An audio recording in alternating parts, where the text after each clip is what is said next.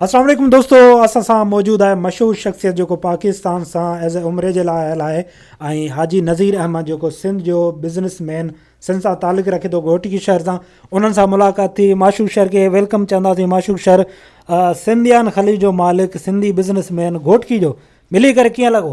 अल्हम्दुलिल्लाह, ॾाढी ख़ुशी जहिड़ी ॻाल्हि। असां सिंधी भाइर तमामु हाजी नज़ीर बि हिकु बहितरीनु शख़्सियत आहे तमामु, ऐं ॿिया दोस्तनि सां मिली करे ॾाढी ख़ुशी थी ऐं तव्हां सां मिली करे ॾाढी ख़ुशी थी। अलाह पाक तव्हांखे सदाईं शाद आबाद रखे ऐं मोहबतूं प्यार क़ाइमु हुजनि।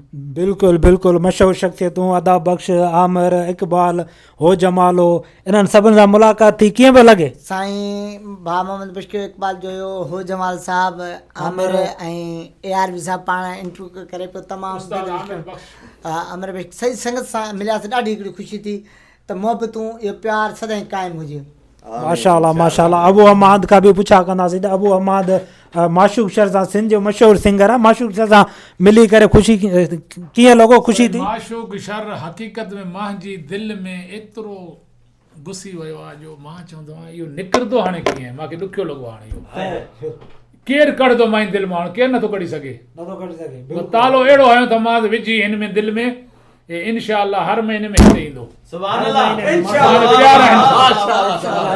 हर महीने में? वाह वाह माशाअल्लाह तबारक अल्लाह। आमिर बि असां सां मौजूद आहे। माशूक शहर दिलि में रहंदो, जेतिरी ज़िंदगी ज़िंदगी आहे। वॾी दिलि वारो आहे। असां वीडियो में ॾिठासीं, लेकिन हाणे असांखे जेको माशाअल्लाह तबारक मिलियो आहे न, ख़ुदा जो कसम एॾी वॾी दिलि वारो आहे, तव्हांखे यकीन कोन थींदो त कहिड़ो सादा बिल्कुलु माशाअल्लाह तबारक अल्लाह हबीबी सिद्धो माण्हू आहे। ॾाढी ख़ुशी थी जेको सिरात मुस्तक़ीम ऐं माशाअल्लाह जेको ॿुधियोसीं तेको ॾिठोसीं, न वॾाई न गुरूर न तकबर, या अल्लाह बिल्कुलु सादो माण्हू आहे।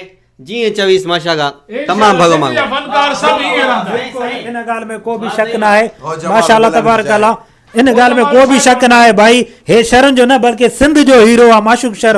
वाह वाह अदा बख़्श, इक़बाल, वरी हो जमालो, माशाअल्लाह हो जमालो। साईं बिल्कुलु उस्ताद माशूक शहर मके पाक मदीने जो दीदार कई, मके जो हींअर जिद्दे में बीठो आहे हाजी नज़ीर कलेरी साहब सां गॾु, ऐं अहिड़ा जवान बि क़िस्मत वारनि खे मिलंदा आहिनि। साईं हाजी नज़ीर कलेरी बि यारनि जो यार था, बुर्द बहार था। हाय हाय, जेको आयल महिमान जेको अचे थो उन्हनि खे इज़त ॾियणु, उन्हनि खे गाॾियुनि में खणी घुमाइणु, इहो जिगर वारे जो कमु आहे। अलाह ताला हिन खे सिहत तंदुरुस्ती अता फरमाए। सो इहो सभु सबबु जेको आहे इहे अबे अमड़ जी दुआऊं आहिनि। सो अवां बि अबे अमड़ जी ख़िदमत कयो, इंशाअल्लाह ताला बेड़ा ई पार। हाय हाय बाक़ी सही हो जमाल, ये सही माण्हू आहे। हाय हाय माशाअल्लाह तबारक अल्लाह। आमिर अल्लाह हबीबी न सुधरेंगे कभी भी। नहीं माशूक इंशाअल्लाह सुधर जाएगा।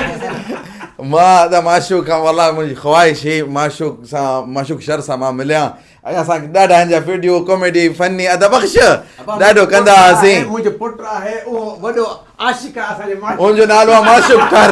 अबा ही माशूक शहर ऐं हो आशिक़ ठर।